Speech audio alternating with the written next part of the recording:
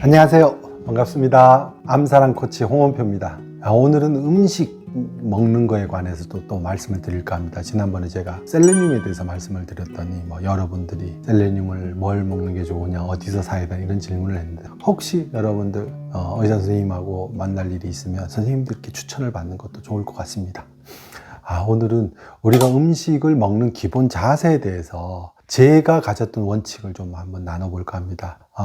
바로 오늘입니다. 제가 우리 캔서앤서에 썼던 칼럼 내용을 보시고 어떤 분이 댓글로 질문을 주셨어요. 이러이러한 주사도 있고 이렇게 먹거리가 있는데 선생님께서는 뭘 하셨나요? 라고 저한테 질문을 하셨어요. 그 중에는 이제 면역 주사제의 질문도 있었고요. 그 다음에 홍삼이나 그 다음에 버섯 균사체로 만든 AHCC 제품이나 이런 몇 가지 제품들에 대한 질문들을 좀 하셨더라고요. 그래서 제가 댓글을 달아드렸습니다.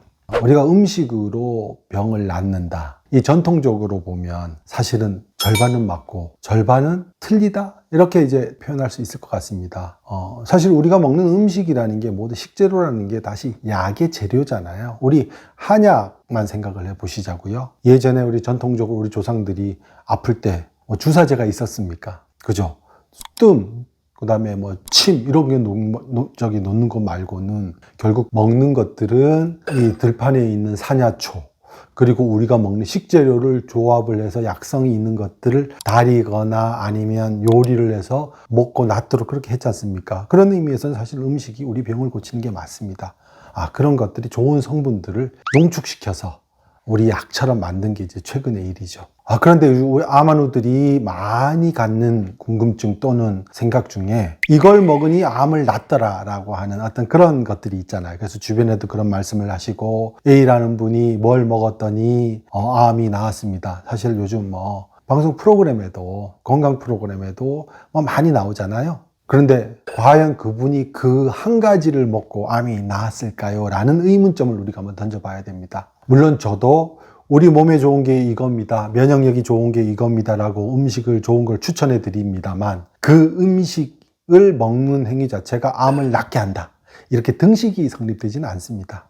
그럼 왜 그걸 권합니까? 두 가지 원칙이 제가 말씀드렸다. 하나는 우리 몸을 이롭게 하는 음식, 그러니까 이롭게 해서 먹어야 되는 음식이 있고요. 또 하나는 우리 몸에 해롭게 해서 먹지 말아야 될 음식. 그러니까 우리가 생활 속에서 먹는 걸 가지고 생활 습관을 들인다고 하면, 식습관을 들인다고 하면 먹어야 될 것은 먹어야 되고 먹지 말아야 될 것은 먹지 않아야 된다는 이 아주 가장 큰 원칙입니다. 그리고 나서 먹어야 될 것들이 어떤 것이 있는지를 분류를 하고 먹지 않아야 될 것이 어떤 거여야 되는지 분류를 하고 나면 그걸로 기본 식단이 정해집니다.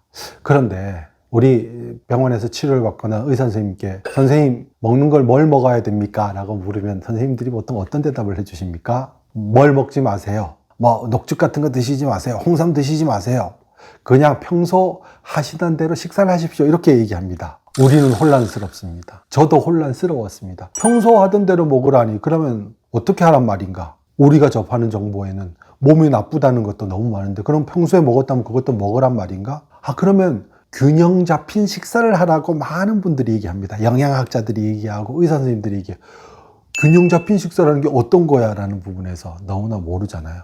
사실 그거를 이제 나한테 맞는 식사법은 내 스스로 개발을 해야 되는데, 그 기본 원칙이 먹어야 될 것은 적극적으로 먹고 먹지 않아야 될 것은 적극적으로 먹지 말자. 자, 그럼 먹어야 될 것들이 어떤 것들입니까? 저한테 물어보시면 너무나 많아서 다 말씀을 못 드립니다. 우리가 얘기하는 파이토케미칼이라고 음식에 든 생리활성 물질이라 하죠. 우리 몸에 좋은 성분들이 있잖아요. 라이코펜, 토코펠, 그 다음에 강황을 먹으면 이런 성분이 있다, 당근에 이런 성분이 있다, 사과에 이런 게 있다.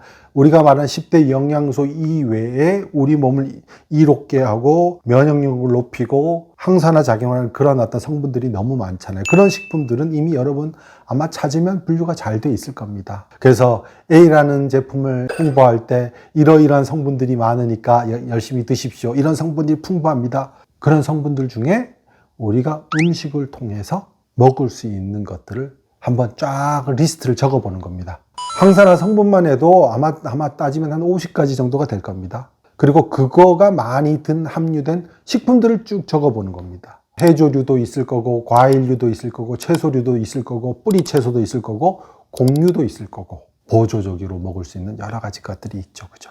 그 다음에 먹지 말아야 될 것들은 우리가 이른바 말하면 300식품에 튀긴 식품 뭐 이런 것들인데 그런 것들도 적어 놓고 보면 그 기준에 따라서 음식에서 배제해야 될 게 있고 하루 3끼 식단에 집어넣어야 될 것들이 있거든요.